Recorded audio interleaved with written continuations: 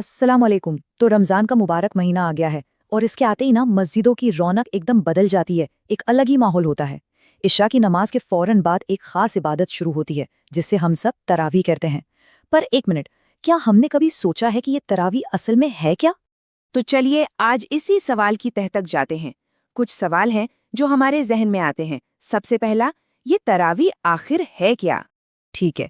और दूसरा, इसे क्यों पढ़ा जाता है? मतलब इसके पीछे का असल मकसद क्या है? और हाँ, सबसे ज़रूरी सवाल, इसकी फजीलत क्या है? मतलब इसका रूहानी मर्तबा क्या है? तो बस आज हम इन्हीं सारे पहलुओं को एक एक करके समझने की कोशिश करेंगे। तो शुरुआत करते हैं बिल्कुल बेसिक से, इसके नाम से।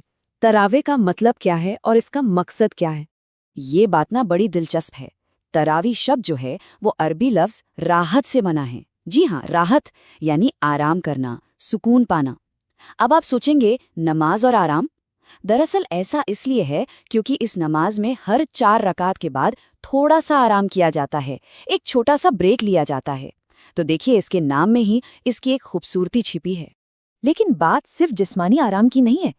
असल मकसद तो रूहानी सुकून है। देखिए, तरावी का सबसे बड़ा, सबसे अहम मकसद है कुरान से एक गहरा कनेक्शन बनाना। आखिर रमज़ान ही तो वो महीना है जिसमें कुरान नाजिल हुआ, और तरावी वो जरिया है जिससे पूरे महीने में हम मुकम्मल कुरान को सुनते हैं। ये इस महीने की सबसे खास इबादतों में से एक है। अच्छा, मतलब और मकसद तो समझ आ गया, पर अब सवाल ये है कि इसे पढ़ना कैसे है, इसका इस्लामी हुक्म क्या है और कितनी रकातें होती हैं? एक सवाल जो अक्सर लोग पूछते हैं कि क्या तरावी पढ़ना फ़र्ज़ है?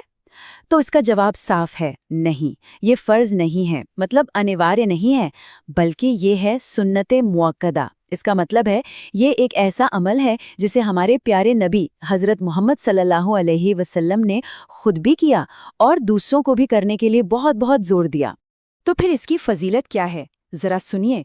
एक हदीस में आता है कि जो कोई रमज़ान में ईमान के साथ और सवाब की नीयत से रात में क़याम करता है, यानी अल्लाह के सामने इबादत के लिए खड़ा होता है, तो उसके पिछले सारे, जी हाँ, सारे गुनाह माफ़ कर दिए जाते हैं।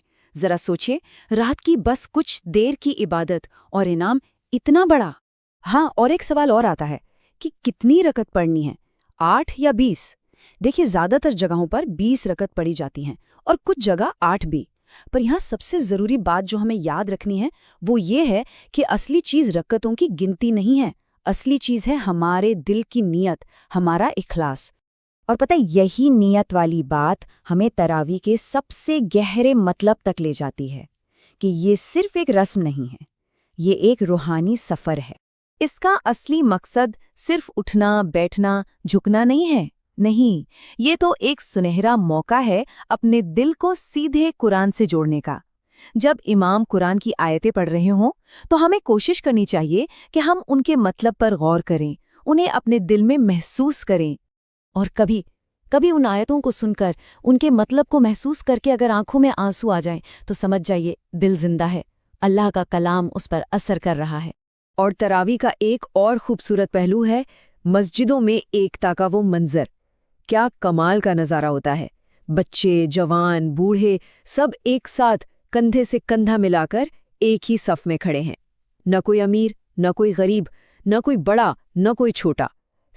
सब के सब अल्लाह के सामने बिल्कुल बराबर। चलिए अब बात करते हैं उस बेशकीमती खजाने की जो रमज़ान की आखिरी रातों में छिपा हुआ है।